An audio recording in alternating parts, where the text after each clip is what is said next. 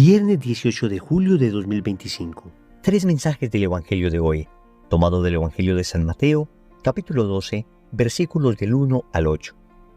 Un sábado de aquellos, Jesús atravesaba un sembrado.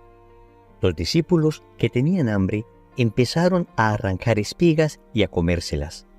Los fariseos, al verlo, le dijeron: «Mira, tus discípulos están haciendo una cosa que no está permitida en sábado».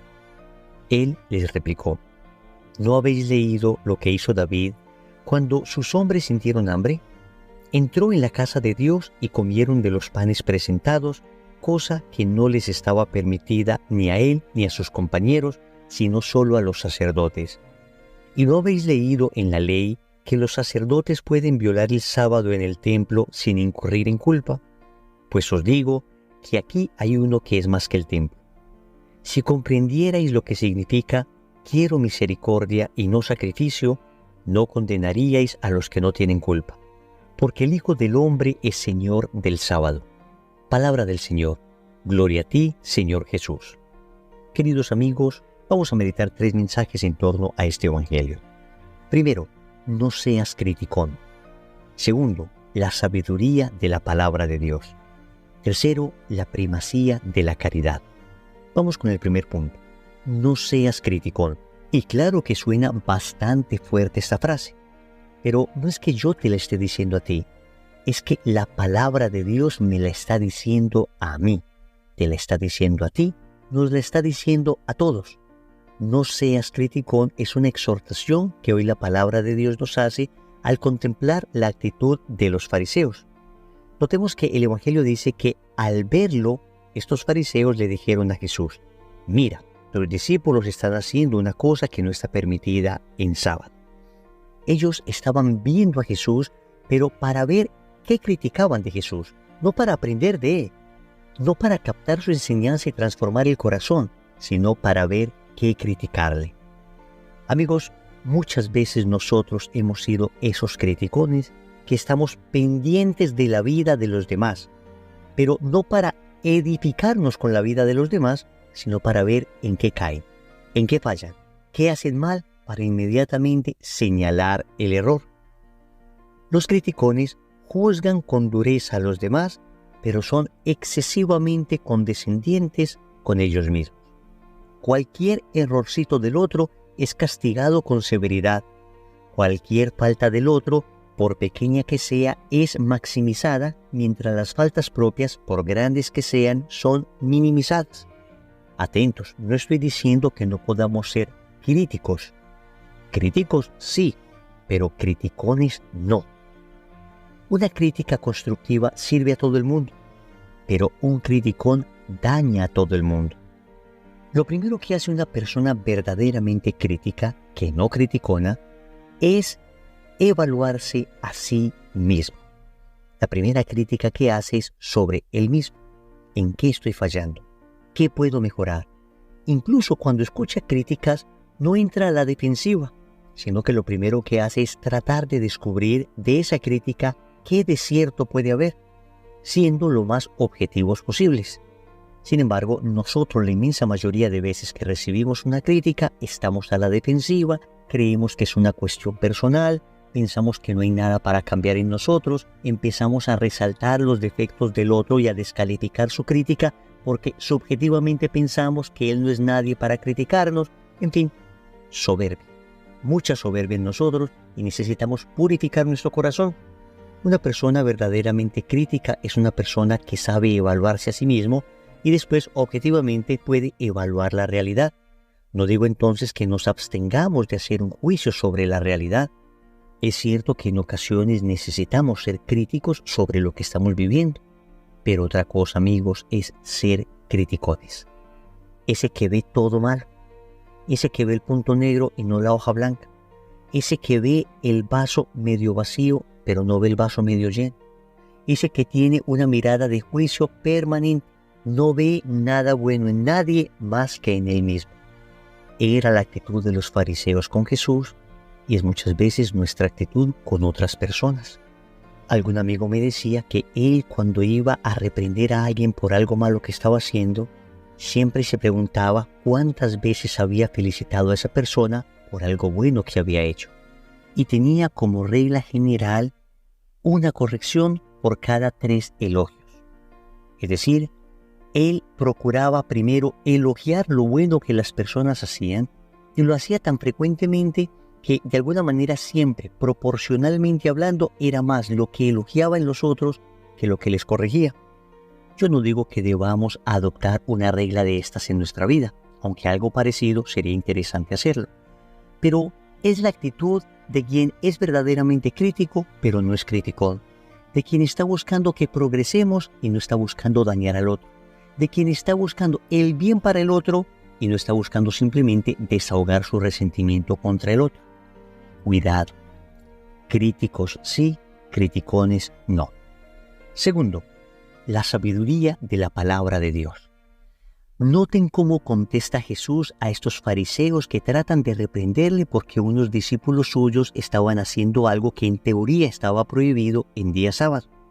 Jesús les dice: ¿no habéis leído lo que hizo David? Y les narra un acontecimiento donde David, en una circunstancia extrema, hizo algo que en teoría la ley prohibía. Y más adelante les dice: ¿y no habéis leído en la ley que los sacerdotes pueden violar el sábado en el templo sin incurrir en culpa? Miren qué está haciendo el Señor, utilizando la palabra de Dios. Está hablando desde la sabiduría de la palabra de Dios para ilustrar a estos criticones que estaban muy llenos de ellos mismos y de su propia sabiduría humana. ¿Qué contraste nos muestra el Evangelio? La, entre comillas, sabiduría de los fariseos, que lo único que hacían era criticar, contrastada con la sabiduría de la palabra de Dios, que muestra cómo los discípulos de Jesús no incurrieron en culpa alguna al hacer lo que hacían. Muchas veces nosotros estamos pegados de la sabiduría humana, que es una sabiduría falaz, pasajera, una sabiduría manchada de soberbia, una sabiduría de conocimientos y de prepotencia meramente humana, y no estamos llenos de la sabiduría de la palabra de Dios.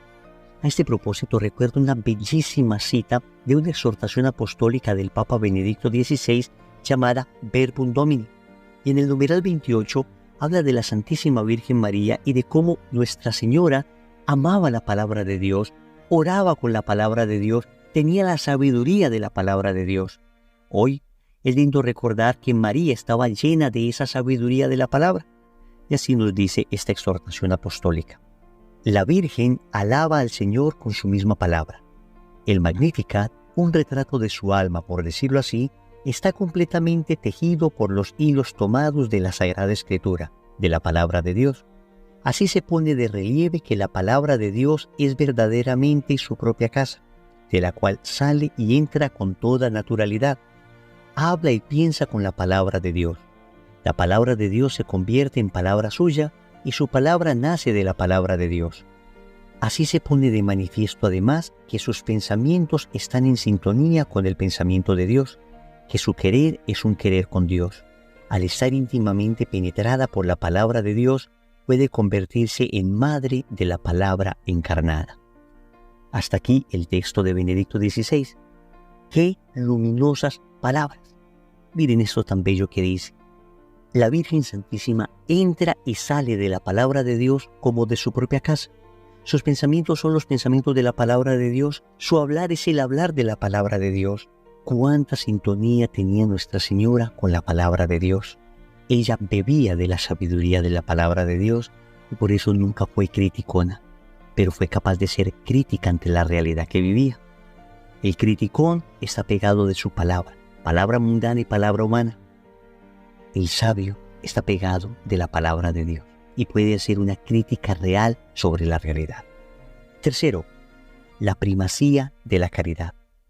El Señor concluye el Evangelio diciéndole a estos fariseos: quiero misericordia y no sacrificio. Qué importante este texto que pone la caridad por encima de cualquier otra virtud. Esto significa que cualquier cosa que vayamos a hacer en nuestra vida debe pasar el filtro de la caridad.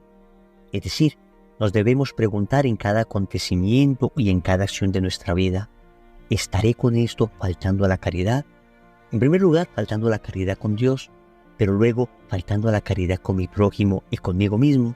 Es una pregunta bien interesante a la que nos exhorta la palabra de Dios de hoy, porque muchas veces estamos bien pegados de cuestiones meramente externas, pero se nos olvida que es la caridad, la misericordia la que debe estar detrás. Repitamos lo que siempre hemos dicho: caridad unida a la verdad, misericordia unida a la justicia. No a la misericordia sin justicia, no a la justicia sin misericordia.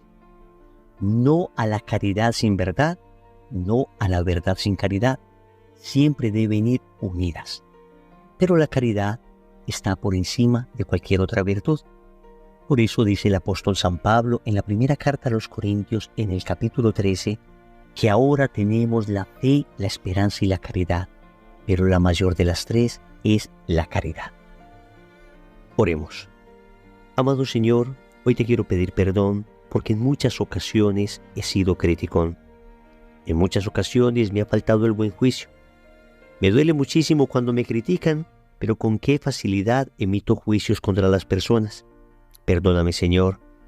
Por eso hoy te suplico la sabiduría de la palabra de Dios. Enséñame a pensar con la palabra, a hablar desde la palabra, a sentir como la palabra de Dios me enseña a sentir. Enséñame como María a unirme a la palabra de Dios, que yo viva rodeado de palabra de Dios, que la palabra de Dios viva en mi corazón. Finalmente, te suplico, me concedas la gracia de la caridad.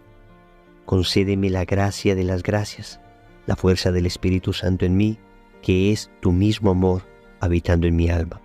Señor, dame lo que me pides y pídeme lo que quieras. Amén.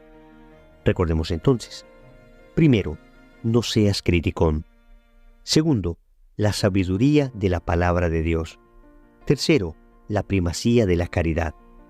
Compromiso. Vamos a pedir en el rosario de hoy la gracia de amar la palabra de Dios. En el nombre del Padre, y del Hijo, y del Espíritu Santo. Amén.